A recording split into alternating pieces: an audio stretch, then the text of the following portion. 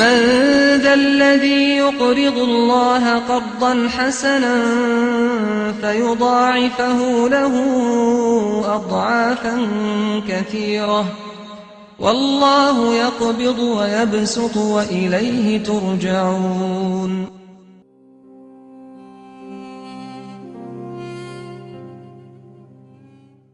بەناوی پەروەردیگاری باڵادەستی جیهانیان سڵاوتان لێبێ بینەران و ڕۆژ و گرانی خۆشەویست. بەرنامەی بەخشین لە مانگی پڕخێر و بەرەکەتی ڕەمەزاندا لە چەندین پرۆژەدا دەیەوێت خزمەتی هەژاران و نەدارانی هەرێمی کوردستان بکات. یەکێک لەو پرۆژە گەورانەی بەرنامەی بەخشین بریتیە لە دابەشکردنی 2700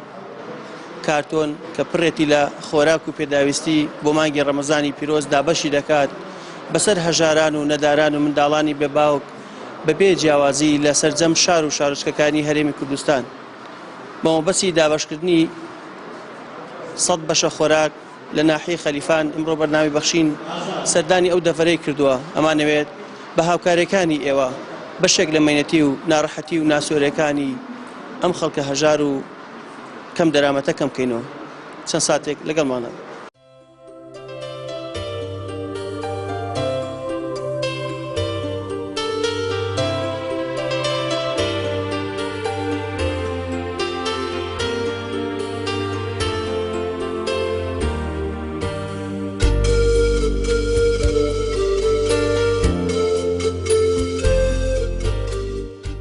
خوا خێر و بنویسی، خوا پاداشت و بدە، خوا لێت تێکن دە ئینشەڵا، خوا دنیا بەرفەڕەحکە، ئەمن و ئاسایش بپارێزی، محاشنیا بێ پارەیە بێ موادیە، عالم فەقیرە دەست کورتە. ئەو بەشە خۆراکەی بەرنامەی بەخشین دابەشەکە بەسەر هەژاراندا تا چەند شوێنی خۆیەگەی لە مانگی ڕەمەزان؟ الحەمدولله زۆر جێ خۆیگری، خوا پاداشتیاندا، خوا خێریان بنویسی.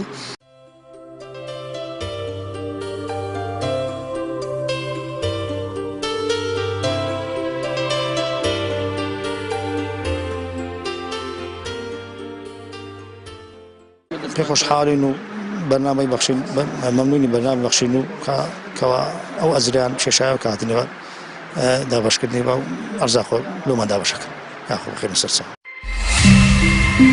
بەخشین زۆر پێ خۆشحالم ئەو یارمەتە لۆ برسومانە هینا لەو کووردا لەخەوە سەرکەوتوو بن هەموو دەمێ هەر بە سەرکەوتوو بن یا ڕەب گەلێک بەخێر بن سەرچاوم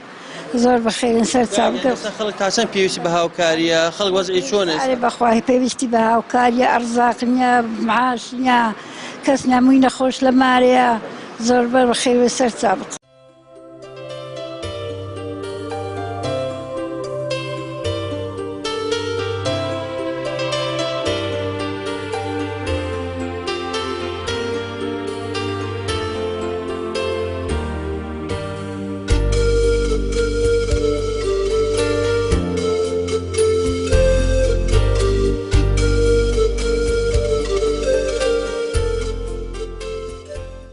بسم الله الرحمن الرحیم.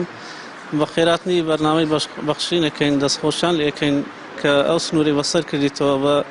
پێدانی 100 خانەوادەی فەقیر و هەژار و نەدار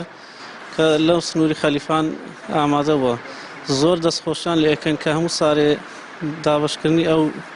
خۆراک و ئەشای بەسەر ئەم خەڵکەدا دابەشەکە. زۆر سوپاسیانەکەین، بەخێراتیانەکەین.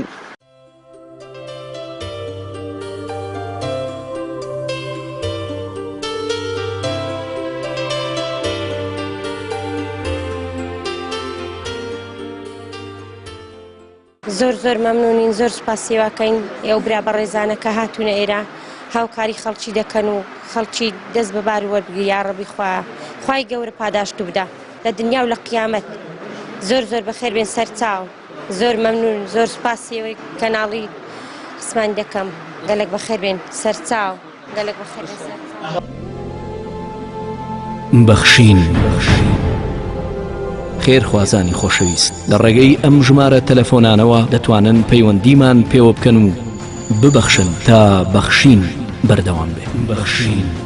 0770 961 13 0770 961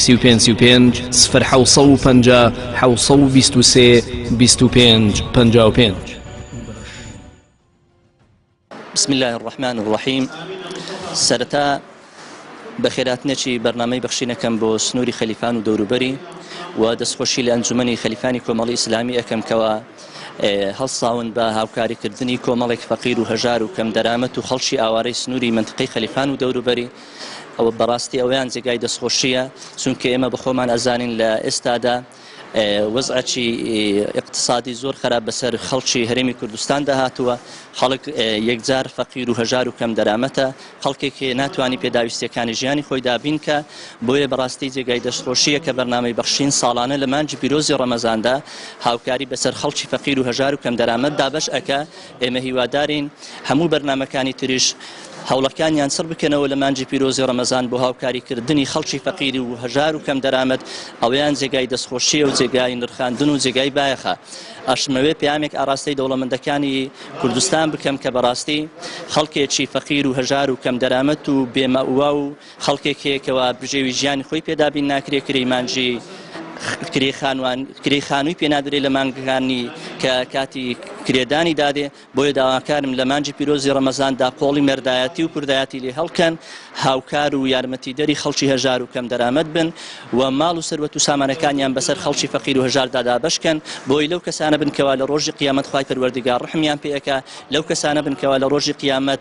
لە ژێر سێبەری عەرشی خوای پەروەردیگاردا حەشر ئەکرێن و با دڵنیاش بن دەوڵەمەندەکان و سەرمایەدارەکانمان هەرچەند ماڵ ببەخشن پێغەمبەری خوا صلی الله عليه وسلم فەرموو ماڵ ببەخشین کەم ناکە بەڵکو زیاد ئەکە و هەروەها ئەبێ ئەوەش بزانین کەوە لە کوردستانی ئێمەدا خەڵکێکێ بەڕاستی ئێستا چاوی لە دەستی خەڵکی سەرمایەدار و خەڵکی دەوڵەمەندە بۆی کەوا لە مانجی ڕەمەزاندا ئاوری لێ بدەنەوە چونکە خۆمان ئەزانین کەوا چەند مانگێکە موچە و معاش نەهاتووە و خۆشمان ئەزانین کەوا کار و کاسبی کەم بووە بۆیە داواکارم لەسەر جەم دەوڵەمەندەکان لە هەرێمی کوردستان لە مانجی پیرۆزی ڕەمەزان ئاور لە خەڵکی هەژار لە خەڵکی کەم دەرامەند لە ئافرەتی بێوەژن و مناڵی یەتیم بدەنەوە لەو خەڵکانی کەوا نەخۆشن هاوکاریان بکەن ئینشاءالله خوای پەروەردیگار ماڵ و سەرۆت و سامانەکانیان زیاد دەکە لە ڕۆژی قیامەت لەگەر پێغەمبەر و یار و یاوەرەکانی خۆی کەوا سەر مەشقی بەخشین بوون حەشر و حیساب و کتابیانەکە جارێکی تر دەستخۆشی لێوەی بەڕێزەکەم یاخۆ بەخێر بێن سەر و سەرچاوانمان بەخشین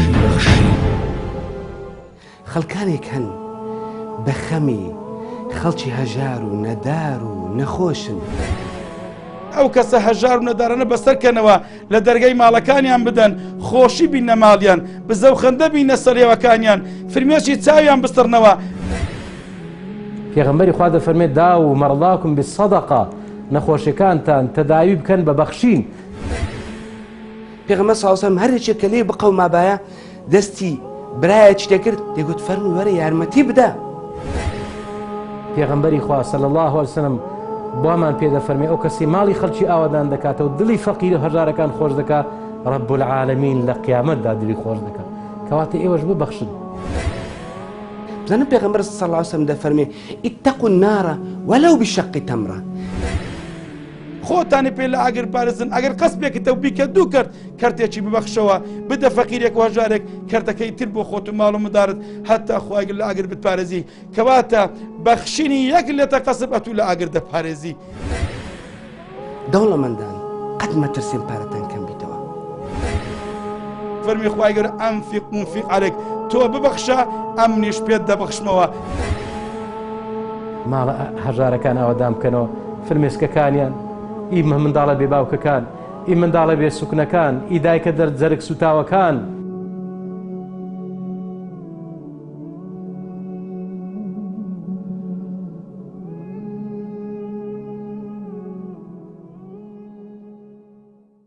بەناوی خوای گەورە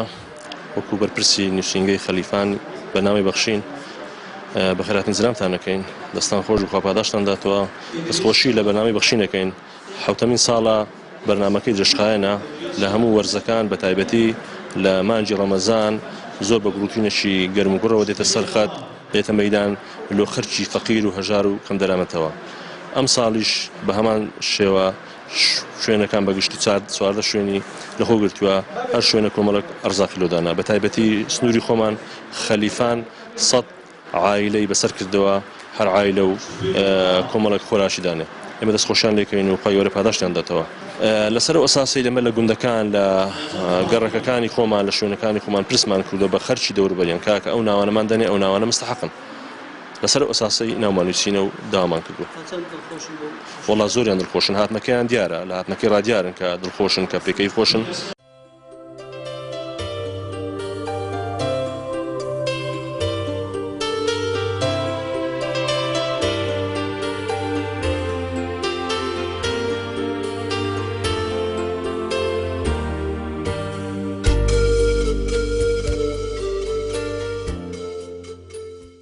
ئەمڕۆژ بەرنامەی بەخشین بە بەخشندەیی و هاوکاری و دەستگورەکانی ئێوە توانی لە ناحەی خەلیفان و دەوروبەری 100 خانەوادەی هەژار و نەدار بەسەر بکاتەوە و خۆراکیان بەسەر دابەش بکات بۆ ئەوەی لەم مانگەدا ناڕەحەتی و ناسۆری و ناخۆشەکانی ژیانیان کەم کاتەوە و تۆزێک خەندە بگەڕێنەوە سەر لێوی منداڵەکانیان. خۆتان ئەزانێ ئێمە لە قەیراین داراییدا ژیان بەسەر دەبین، خەڵکانێک ئێجگار ژیان و گوزەرانیان ناڕەحەت و دژوار بووە. ئەگەر هاوکاریەکانی ئێوە نەبێ دڵنیابن خانەوادە هەژارەکان ناتوانن بەربانگ و پاچێو بکەن. بۆیە پێتان ئەڵێن ببەخشن، بۆیە هیچ نەبێ هەژارێک نەدارێک منداڵێکی بێباوک دڵی خۆش بێت و تۆزێک ژیانی خۆش بێت و زۆر جیاوازی نەبێ لەگەڵ منداڵەکانی ئێوە و منداڵەکانی ئێوە. تا بەرنامەیەکتر پێتان شاد دەبینە بەخوای پەروەردگارتان ئەسپێرین. والسلام عليكم ورحمة الله وبركاته.